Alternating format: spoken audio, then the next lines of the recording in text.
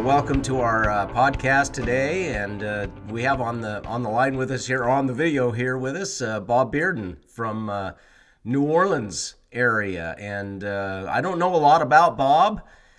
We got recently connected with my nephew, and we have got a lot of commonality. We've run in a lot of the same circles and whatnot, and so. Bob, we welcome you to the podcast today, and I know you've got some interesting things to share with us. Thank you so much, man. What an honor to be here. Anytime I get a chance to share my story a little bit, maybe will help somebody, overcome some adversity, pull themselves out of the mud, so to speak, as I've done several times. It's always a pleasure. That's what I live for these days, is to really kind of be able to, give hope to those young entrepreneurs out there who want just a little bit better life.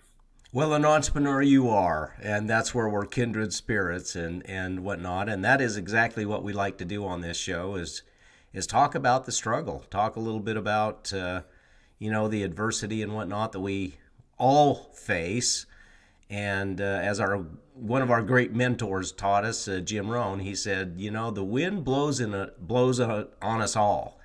In the face of adversity, none of us are going to get out of this life without having it. But the set of the sail is what makes all the difference. And I think you've got some great stories to share there. But before we get started on that, Bob, I'd like to let the audience get to know you a little bit, where you grew up, those types of things. Kind of give us a 30,000-foot view of where you're from, how you got started, what it was like at the Bearden household.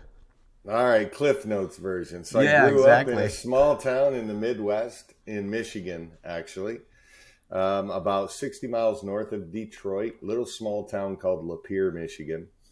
Had aspirations early on to be a basketball player. I was an athlete.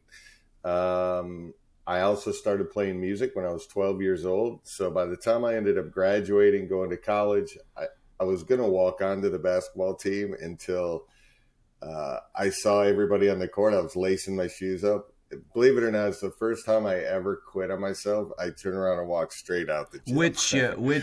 Which basketball team were you going to walk? Ferris State University up in Big Rapids, Michigan. Okay. D2 school, but I'm telling you, some ballers. And I'm like, what am I doing here? I kind of got no business being here, So from then, I ended up heading out to California. I went to music school, got a diploma from Musicians Institute. Traveled the country and abroad a couple of times playing music. I've always been a dreamer. I was the dreamer, kind of black sheep of my family. I come from, a pretty good sized family. My brother and I, alone with my mom, my dad got remarried, 3 brothers and sisters there, lots of cousins, great upbringing. Did not have a bad upbringing. Wasn't beaten, didn't come from alcoholic parents, none of that stuff, right? Got it. I had a good upbringing, and I just took a different direction than most of that was in my family, which was go to school, go to college, get good grades, go get a corporate job, climb your way to the corporate ladder. All those things did not interest me. I just wanted to turn my amp on 11 and tour the country at that time in my life. And I did that for a while. So were you in a band? Were you in a band or? Yeah. I've been in bands my whole life, and I was in a regional band. We were actually in the process of doing the first album, that CD, I guess you would call it nowadays, digital music nowadays, right? They don't even buy CDs. But I had an agent. The band I was in had an agent, the same agent as a pretty big national band, and we were touring the Midwest, opening up for them. And then that ended up lending me to 2 of those guys in that national band were starting a new band here in New Orleans. And that's in 1995 when I came here, long hair and all. 1995, I was only 25 years old. I'm like, this is it. I'm going to make it now. And we got real close, had some great experiences. That's what left me to New Orleans.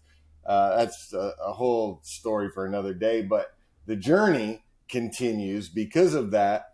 I did not know they came from a family of 8 siblings, and I ended up marrying one of their sisters. And so then I've been here since, we got married in Well, my wife would kill me. Well, she will kill me when she watches this. Well, I looked at some of your Cliff Notes, and it was so here 2001, like just so you know. 2001. You even know. So look, let me rewind and go. Okay, so let's see. I married my wife in 2001, so you can clip that in. Okay. There you go. Anyway, we, I've always been an entrepreneur. I've never really had a job, right? I had a telemarketing job when I was in college for, 2 semesters. I worked at Kentucky Fried Chicken when I was 16 years old. But other than that, I never really had a job.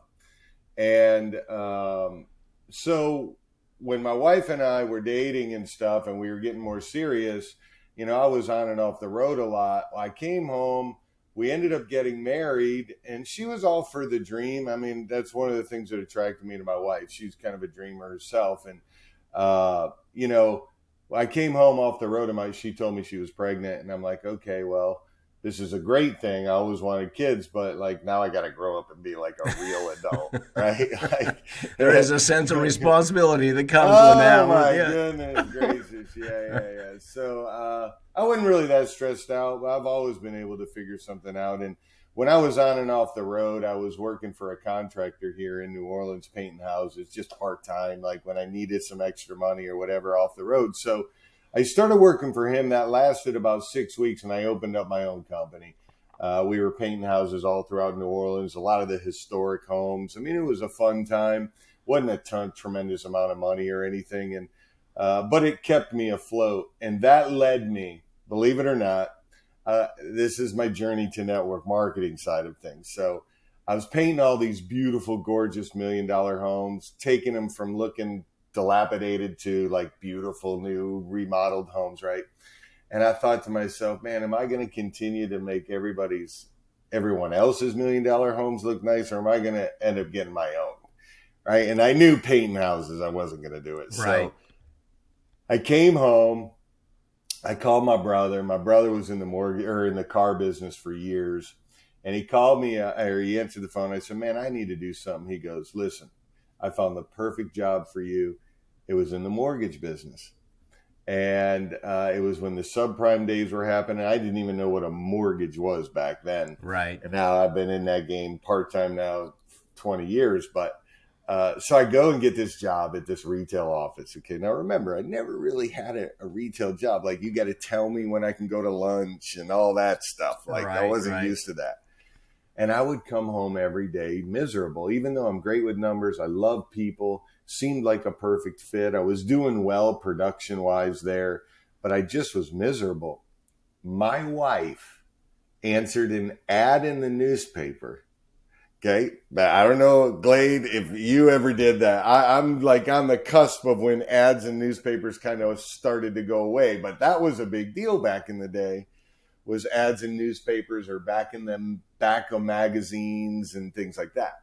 The ad stated, if you're not afraid to speak in front of small groups and you want to earn $100,000 a year, call now. And my wife's like, well, my husband ain't afraid to talk to anyone. She called now, right? Well, this guy, so she talked to the guy for quite a while. She said, well, you need to talk to Bob or whatever. So then he called me. I was right in the middle of something. I said, call me later. He calls me later. We have a chat. I had just bought an Herbalife package 6 months before that. No support. Didn't have a clue what I was doing. No idea. I saw, to be honest with you, somebody sent a video VHS tape to the apartment my wife and I were renting. Not even to us. And I opened it up and watched it, and I was like, holy cow. It was like it opened up this whole new world. So I joined Herbalife. No sponsor, no nothing. I had no idea what I was doing. That didn't take long to push that aside. And so I just immediately assumed it was going to be something like that, and I wasn't going to know what I was doing. So I blew this guy off for 6 weeks. And the 7th week, he called me. Now, the hotel they did their little meeting at was literally, I could walk to it where I lived. Right. And he knew this. So he called me up. I go to the meeting. I finally tell him, if I come to the meeting and this isn't for me, bro, you got to stop calling me every week. He said, deal. So I go to the meeting. Now I got jeans and a regular old button-up shirt on, right? I go in there. They weren't going to let me in the meeting because I wasn't dressed to the Dressed up nines. right. Yeah. Remember back in the Oh, day? yeah, yeah, Suits yeah. and all that, right? So that was my out. Like, I was excited. Like, I could hear him talking. I could see my guy that was calling me, and he's like, and the guy's like, I could tell, and he goes, man, they don't want to let you in because you don't have a suit on, but hold on. And I'm like, oh, that's okay, man. Like, it was your out. It was your out. It, Absolutely. it really was. And how many people were in the room? Did you look in the I room? couldn't see in the room. Oh, right? okay. All right. Okay. So he comes back. He says, come on, they're going to let you go in the room. And I'm like, they're going to let me. Okay, great. So I go in the room, and there was one other guy that was kind of dressed like me. They must have went through the same thing. Who knows if it was a gimmick or whatever. But anyway, there was about 30 people in the room. It was a small hotel room, network marketing opportunity. And it was prepaid legal at the time, which is now Legal Shield. Okay, great company. Yep. I saw it. I saw this goofy guy giving the presentation, and I literally, and I learned later because I became friends with the gentleman, but I learned later that it's almost like on purpose. Like, I was sitting there doing exactly what he wanted me to do, which was going, if this goofy guy can do it, I'm going to be so rich, it's not even funny. Yeah, exactly. Right? And that was my journey, and I didn't understand network marketing. That was my beginning journey. I joined that company. They immediately put me into like a sales role to do group sales, like insurance. I didn't like that. I didn't join to have a job. I started studying the concept of network marketing and how that side of entrepreneurship is. And that's what I wanted to do. And they didn't really teach me. However, that guy, that night, we went to dinner, and he gave me a book, and he signed it. It was Think and Grow Rich. And 2 months later, I went and I got 2 investors and opened my own brokerage shop in the mortgage business. I was still working at Ameriquest Mortgage at the time. Right. And dropped that, opened my own company after reading Think and Grow Rich. That went really well until about 2008. Obviously, when the financial crash happened. And, it was really good because I was, it was the first time in my life I was making multiple 6 figures. I was slinging loans. I had 50 employees. It was great. And the world changed. And in the whole network marketing experience with prepaid legal and stuff, I didn't barely make any money. Nobody really taught me how to do that style of business. Like, it's different. It's not the same. And then when the mortgage industry crashed, I had really no options. I had no college degree. I tried to get a job that would pay me 6 figures in sales, pharmaceutical. I couldn't get those jobs because I had no degree.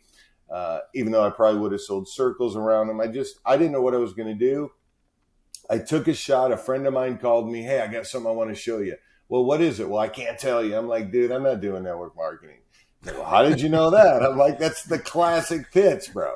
Like, I can't tell you. You got to come over. You got to smell. You can smell it a mile away, right? Let me tell you, man. And he goes, look, man. And this is part of the journey I want some of your audience to be able to get some benefit from and really understand that you could be at your lowest of lows and you're not out of the game. As long as you're breathing air and God gave you another day of breathing and you're alive, you're not out of the game. You just got to figure out what it is that's going to kind of set you apart, reinvent yourself, dust yourself off, and figure out. You just got to find a vehicle, right? So But Bob, don't you think at that point in time that, you said you're not out of the game, but if you are mentally checked out and you don't have a bit of confidence in yourself, whether you can or whether you can't, you're right. I mean, you've got to create the right mindset and then dust yourself off. And 100%, man. You had confidence in yourself, but a lot of people don't. At that point, man, I had held on. I was in foreclosure. I kept doing things to prolong it, right? I filed bankruptcy. Then I applied for a loan mod. Then I actually learned cancel the loan mod and do another loan mod and all these things. Literally, I was 38 months, no mortgage payment, freaking out, not knowing what I was going to do. Like, I held on so long without finding exactly what you said. So one day, Think and Grow Rich was sitting on my bookshelf in my office at my house that I was fixing to lose. And I opened the book back up. I said, let me read this book again. And you're so right. I believe that it has to do with what you fill into your brain, what you know. Absolutely. I was beaten down. I tell people, I wasn't broken yet. I was just temporarily broke, temporarily out of cash, if you will, right?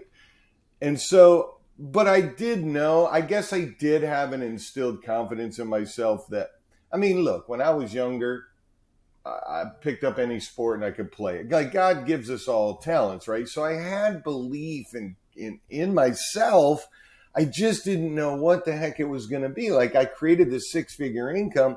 I don't have a degree. How am I going to get a 6-figure job? I wasn't much of a jobber per se. Like, I liked the control freedom. So my buddy said to me, look, I got the owner of this company. They rebranded themselves. They've already done several $1 million their first 5 years, and they're getting ready to do some big stuff, man. And I think you and I could really do something. I said, okay. I said, listen, I'm willing to come listen, but I live about 30 miles from you, and I have no gas in my car. He said, figure out how to get gas in your car, and I'll give you $20 when you get here, and you can put $20 more in gas. Now, let me tell you what I did. So it's embarrassing on two fronts. My daughters had a piggy bank, and so I grabbed their piggy bank. They were pretty young at the time, 2000. This was about 2000, end of 9. So December of 2009. My daughters were born in 2002 and 2005. So they were little, right? 4 and 6 or something. So I took their piggy banks. It gave me like $7 to put gas in my car. So I thought two things. Well, I'm glad I taught my kids to save, because now I can put some gas in my car. But I'm certainly not teaching them the right philosophy, because I only got $7 saved. Like, what's going on here? So that's it. Right. It was crazy. So anyway, I get over there. I meet this guy. Now, we talked about mindset just a second ago. So you got to believe in yourself. You better be feeding your mind with some stuff. I started reading books. I heard this from people for, 5 years prior to that in my life. I never heard of that. In fact, when I was playing music and stuff, until I actually went to a network marketing meeting, believe it or not. Right. No, nobody else taught me read books, personal me, development. Yep. It's the most beautiful thing about network marketing. People don't realize it's really personal development with a product or service attached to it, right? And so that was the benefit I got out of it. But what I also learned was the people you surround yourself with. In that meeting that I went to, the guy didn't know I was as broke as I was or any of that. But he said one thing that really rang true to me. He said, Bob, he said, you're going to end up, your end game is going to be about the average of the 5 people you hang around the most. And I looked around and I was like, I need all new friends. Yep. But and I started to sort of distance myself to my friends that were okay with food stamps. They were okay with government subsidies. They were okay if they made minimum wage. Like, I wasn't, man. Like, I wanted to be rich, not because I wanted to be rich, but because I longed to be able to impact society or my community in a way. And the only way you can really have some serious impact is to be able to have some loot, right? You got to be able to, give back to charities, whatever. So anyway, so this guy tells me that, and I said, and I just went on a journey. I said, all right, I'm in. I'll join. I don't know how I'm going to do it yet. It's $500. I have no idea. In fact, I sold one of my favorite guitars that I had that was worth about $3,000, and I sold it for $900, and it gave me the $500 to join that journey. And I made pretty good money in that. In 3 years, we did, about $500,000.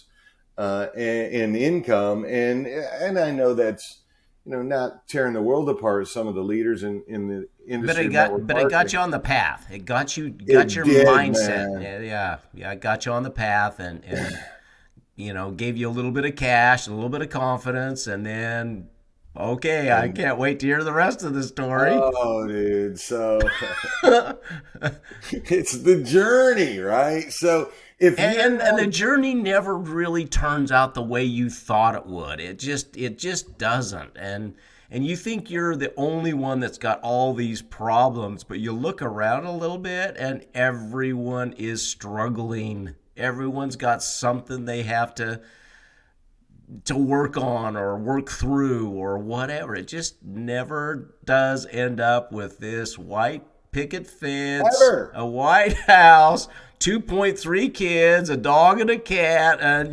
life is great. Smiling every day, going on vacation when you want. It just doesn't, right? And I think that was a real eye opener for me when I started having success building teams. Like when my group started to get outside of my backyard the first time ever, and I started to really, really grow around the country and then abroad, I realized everybody's the same. Yeah. Like everybody goes through exactly the same stuff, just at different points of their life. And it all boils down to decisions. Who's helping mold you so you can make the right decisions? What are you feeding your brain? Who you hanging around? That was really a light bulb moment for me. It's not whether you've went through a storm or you're going through a storm. I mean, you might be listening to this podcast right now going, well, I've never been through a storm. My life's been great. Well, I got news for you, partner. It's coming. There's a storm right around the corner. Right? It's like Dave Ramsey. Dave Ramsey says, you better you better save up for you better sign up for a rainy day because it's going to rain. It's going to rain. At some point it is. Some people say, man, Bob, I'm just going through hell right now. I'm like, well, keep on running. Like, don't stay there. You have, and you can, at this point in my life now, I look back. I mean, there were times where I was like struggling. So let me continue this story. So we have this. Sorry, I interrupted you there. No, it's all good. It's all good. These are all. I like the interruptions because there's a lot of little nuggets along this path, right? Tons. So we end up going to the top of that company that we were in. I don't know how I did it. I just did the activity and I stayed positive and poured into myself, and I tried to pour into other people. Like I finally understood what the game of, relationship marketing really was. And we had a great run. And for the sake of this being a public podcast, the guys running that show just sort of lost their mind for a moment. Let's just leave it at that. Been there, done that. It went from a clear vision that was working to like, now that millions were pouring in, it just went off into a bunch of wrong directions. It really messed with and challenged my moral being. Like, yes, I'm still making money here. Can I really associate myself with this activity that's going on? That's really, and I was at a crossroad, and I made a decision first to jump off the ship and try to go do something else. And I thought I would get lots of support, like from my friends and my teammates, right? No. It was exactly the opposite. I was making a huge mistake. And then as soon as they knew I was not going back on my decision, it was like there was no more communication. I'm like, hold on, this is a learning moment. If any of my teammates and anything I ever build decide to go off in a direction and do something different, it's their prerogative. It's my friendships that matter more than this business we're in together. And I recognize that immediately. Like some of the top leaders that, I wanted to be like, right? Yep. I soon realized I don't want to be anything like. And so I went on this journey. I was still very much of a novice, and I joined another company. And that led to 3 or 4 network marketing companies. I'm here to say a lot of people got a negative taste or negative feelings or thoughts or what they think they know about network marketing. I'm here to tell you, I do still think that even though I've went through a lot of different things, it is just a better way. I like the way Eric Worre says it. It's just a better way to be able to start working on something other than just making a living. And I really do believe that. And I've learned something every time I've went to the top of a company. I've learned about people. I've learned about business. I've learned about, a lot of times I went through the whole blame game part, right? Have you ever gone through that yourself? Things start to go sideways. You want to blame everybody else but yourself. And, yes, there's justifications to reasons things aren't the same anymore that are out of your own personal control. But you also have to take some responsibility for yourself. And are you going through it or are you growing through it? And for me, for a while, I sort of got lucky. I just did the activity. I didn't know the game. I didn't know how to build or any of that stuff. I just did what they told me, stayed positive, stayed focused. I showed up. I learned the presentations, right? One of my mentors told me the guy doing the presentation makes all the money. And I'm like, well, I'm going to learn the presentation then. Right? That's why I've been a presenter this whole time. But I finally learned that when obstacles come in your way and things change that are out of your control, I tried to control everything. And you got to learn to not worry about the things you can't control, right? It's just going to happen. Yeah, I call it control the controllables. You can control your mind. You can control your own weather, if you will. You can't control what other people think. You can't control what the Fed does or how high they raise the interest rates. You just can't control it. You're and man, right. if you get up in the morning and it's a cloudy day and you're like, oh, this weather sucks, you're going to end up having a pretty sucky day. Exactly. So control the controllables, I like to say, and I love that.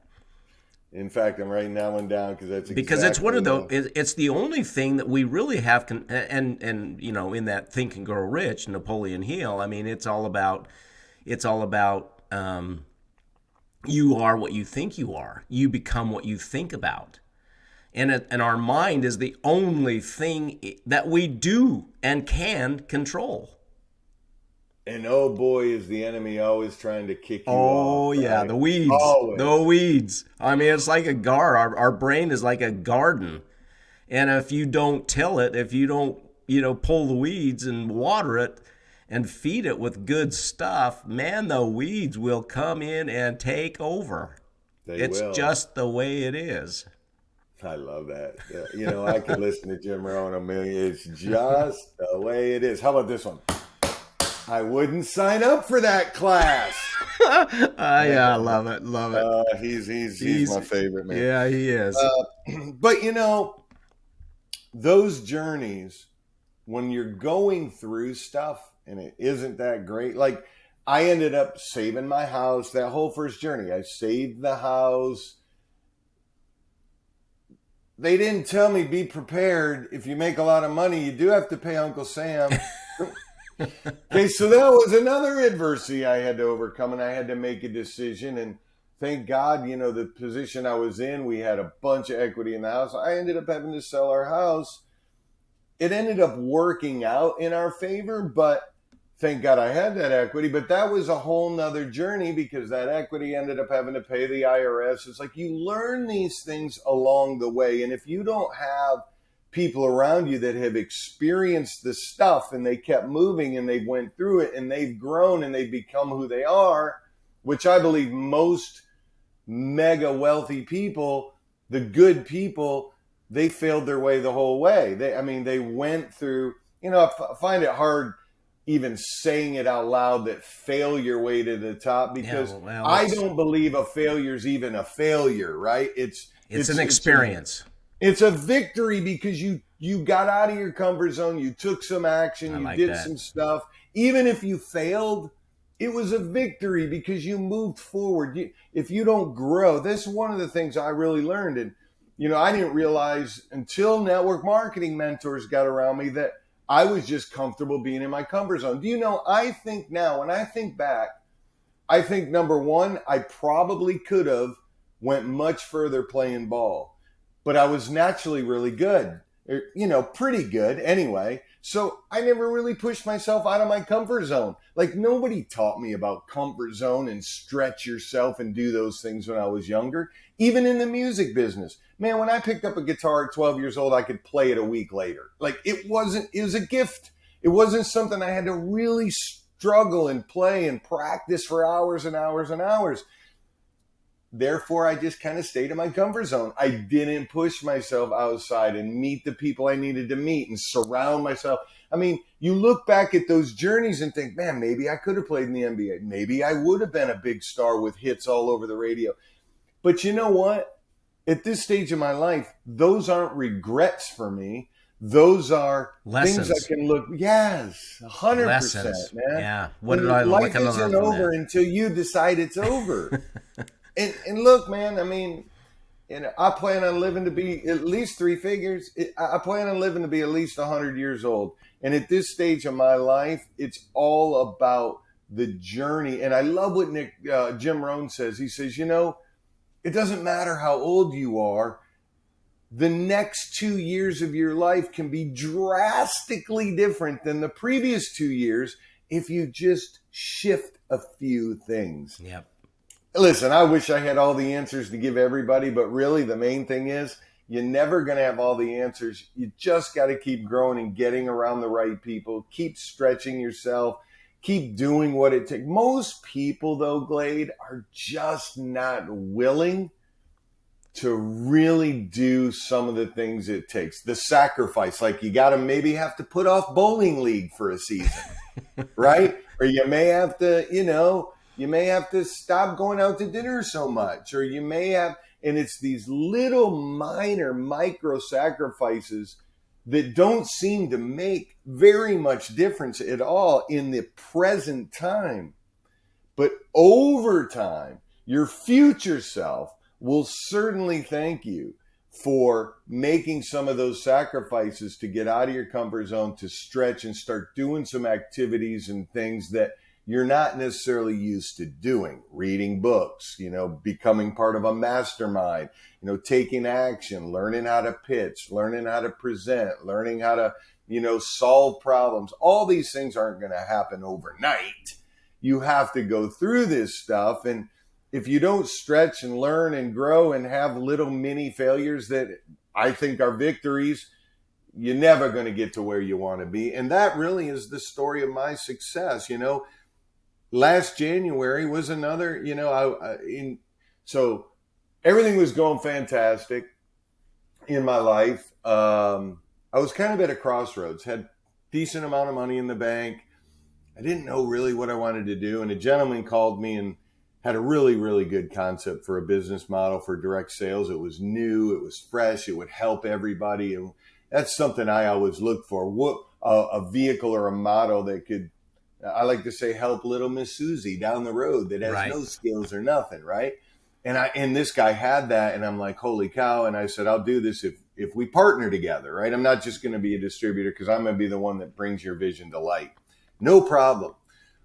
About 4 months in, we put 1,100 people in this deal that he had. I never had my partnership paperwork. All of a sudden, shipments weren't going out. All of a sudden, paychecks weren't being paid, right? It was, most people that have escalated have been through something like that. So I was getting ready to just walk away, and all my leaders, they talked me into losing my mind. They talked me into taking it over and figuring out a way to just keep the model, but me run it, right? So this guy didn't have any contracts with anybody. He had none of the names licensed. He had none of the stuff, registered, nothing, right? So we tweaked the name a little bit, got everything in place legally. I ended up with a partner. We put a couple $100,000 in, got a back office, and decided we were going to do it ourselves, right? That was a huge mistake, but it was a lesson learned, right? It was a big lesson learned. So that was all of 2019, right? 2019, 20. Well, In January of 2020, more adversity came my way. Another storm came. And that storm came in the form of my health. And if you would have saw me, I looked picture perfect health. I wasn't really overweight or anything. I woke up deaf. So I went to bed normal and I woke up deaf. On January 20th was the day I woke up. And my wife had to shake me to wake me up. She thought I was dead because she kept like talking to me and I wasn't waking up. So she shook me and I woke up and she's talking to me and all I could hear was, I'm like, wait, like I couldn't hear, right? Oh and I'm gosh. like, 9 months. I went to ENTs, 3 of them, by the way, regular doctors. All they could tell me was, like, some of it came, like I could hear about 10% periodically, and then it would go away, and then a little bit would come back, and oh, we can operate on your ears, blah, blah, blah, blah, blah. I went down the whole road for 9 months. And listen, to relieve my insanity when things are not going great and it feels like the storm is just hailing down, I would just grab one of those 6 strings, write some music, and get myself cleared to move forward. Well, I couldn't even hear music, man. Nothing. And so I got with a naturopath. Long story short, thank God I didn't let him do operation on my ears. Inflammation.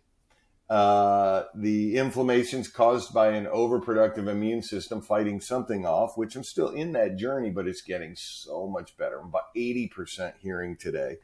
And that was in January of 2020. So I didn't make any money in 2020. I didn't pick up the phone and call anybody. I didn't want to talk to anybody. I didn't want to see anybody. Thank God I had my wife and my daughters and a reason to live, if you can read between the lines, right? Yep, I mean, absolutely.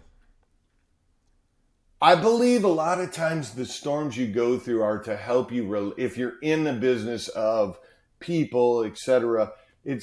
I believe, or even if it's not the reason, I believe you can utilize the things you go through so that you can relate to other people that have gone through that. Empathy. Bottom line. I have empathy. never been depressed. I've been broke. I've been stressed, but I've never been depressed, right? And I always would say, when somebody say, oh, my brother's chronically depressed, he won't come out of the house, he's eating pills like crazy. I never understood it. I was like, pull your big boy pants up, get a plan, and go to work, right? Now I think back and go, man, how insensitive I must have sounded to certain people because now I went through that. And that was how I felt. It wasn't as simple as pull your big boy pants up and go to work. It was like, I couldn't hear. That was like the most debilitating thing for me because of all the ways I use my ears, right? For some, it might be if they had their hand chopped off or if they couldn't see or whatever. Hearing, losing that was horrible for me. I went through all my money. And in January 2020, or actually in about October of 2021, my wife's like, you got to do something. Like, and I could start to hear again. I got with a naturopath and inflammation was reducing so I could hear a little better. And I was in this confused state. Like, what am I going to do? Well, I was in the mortgage business for 10 years, had a big shop. So I said, you know what, let me just get my mortgage license back. I'll rebuild that. I'll build out some more loan officers. I enjoy the business. I should have probably never just knee-jerked and got out. Again, I was young. I didn't have any personal development back then. So I got my licenses back. I opened up my branch. I was all ready to do all that again, which I still have, but it's become part-time.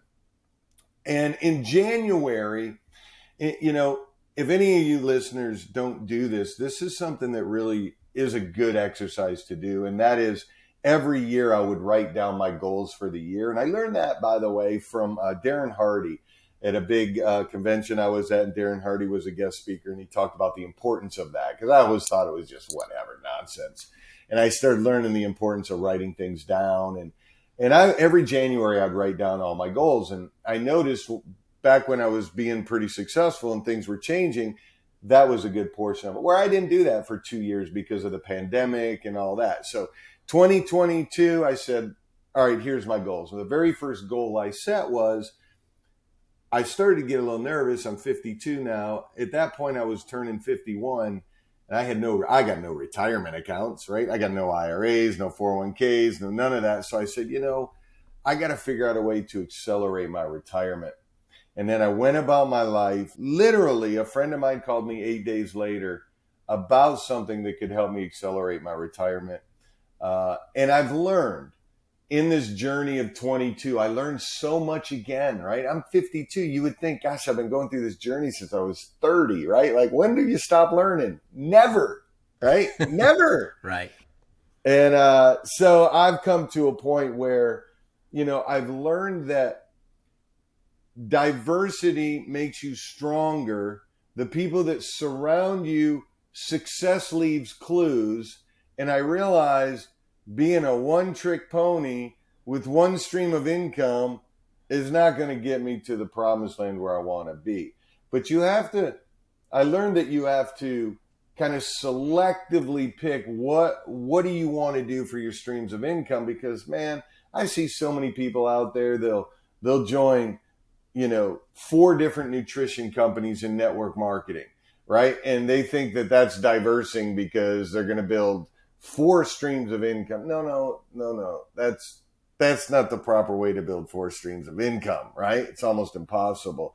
And I just learned that you got to get your money making money for you, and you got to continue down the path to create and help other people in whatever way you can. And I like the networking side of things because you can truly help people, and there's a financial reward attached to it, right? For all sides. That's why I like that journey so much. Anyone can do it. But I guess the moral of, and I'll kind of stop talking and let you ask me some more questions, but the moral of this story is, you'll never stop learning. You should always be hungry for information and knowledge that you don't know about. You should surround yourself with people that have the things you want. Be careful with the morality of certain mentors you choose. Make sure you line up with somebody that, you believe in, what their beliefs are, but get yourself surrounded by people that have the things you want, that can teach you and coach you and mentor you. You have to stay a student. If you all of a sudden think you made it or whatever, you're going to see the storm. It's going to come around the corner. So just keep learning, be ever growing. And I like to tell people, some people think it's corny or whatever. I like to say, just lead with love. There's not enough love in the world today. So true. Well, Bob, this has been great. And I wish we could keep going. I wish we could keep going for hours and hours, because I have a feeling that we could easily do that. We could be in a total jam session, and keep going. But your insight and your experience and your journey has been, I'm sure, encouraging and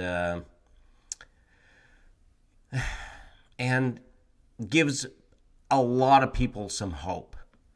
And that's really what I love to do, is I love to share some of these real stories and then share the nuggets of wisdom and just the wisdom that comes from them to our listeners. And gosh, it's just good stuff. I mean, it's like Zig Ziglar said years ago. He said, "You help enough people get what they want, you'll get what you want," and it's so true. It really is true. And, the listener should take away from this that, first of all, you're never going to be perfect. So forget that. That's never going to happen.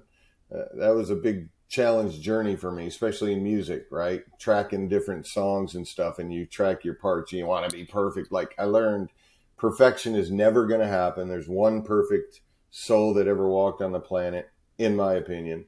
And you don't have to be great to get started, right? The book Good to Great, that's another one. I mean, You're right. We could go for hours. But the point is that you just have to do something. Just start doing action. Whatever. It doesn't matter. Little bits at a time. Just start doing that, and you'll get better. And the better you get, like a lot of people see me on presentations or whatever, we're growing this big group.